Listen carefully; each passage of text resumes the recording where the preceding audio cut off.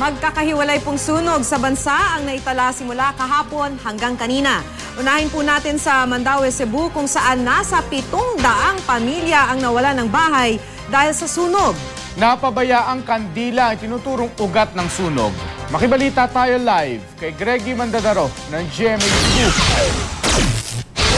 Greggy.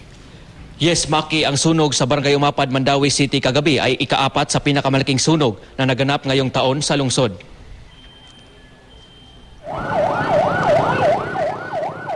Sa ilalim ng Marcelo Fernan Bridge sa Mandaue City, pansamantalang nakatira ang halos 700 pamilyang apektado ng sunog sa sitio Kalubihan 2, Barangay Umapad.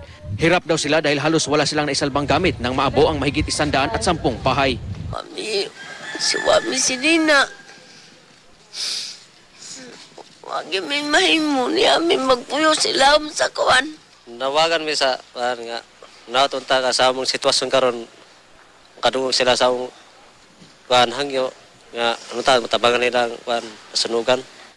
Pinag-aaralan pa raw ng lokal na pamahalaan kung anong tulong ang pwedeng ibigay sa mga biktima. Sa investigasyon naman ng Bureau of Fire Protection, napag-alamang napabayaang kandila sa ikalawang palapag ng isang bahay ang posibleng sanhi ng apoy.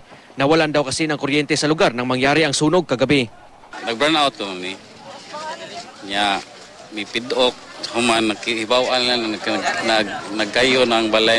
Inabot ng 2 oras bago naapula ang sunog. Nahirapan daw kasi ang mga bumbero na mapasok ang lugar dahil sa sikip ng mga daanan. Tinatayang nasa 1,000,000 at 100,000 piso ang halaga ng mga napinsalang ari-arian. Wala namang naiulat na nasaktan. Umaasa naman ang barangay officials na makapagtatayong muli ng mga bahay ang mga nasunugan.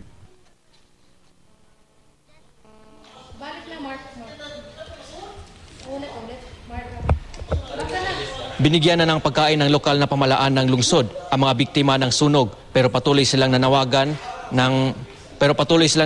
ng tulong lalo na ng mga gamit sa pagluluto at sa pagtulog. Balik sa iyo, Mark. Maraming salamat sa iyo, Greggy Magdadaro, live mula sa Cebu City.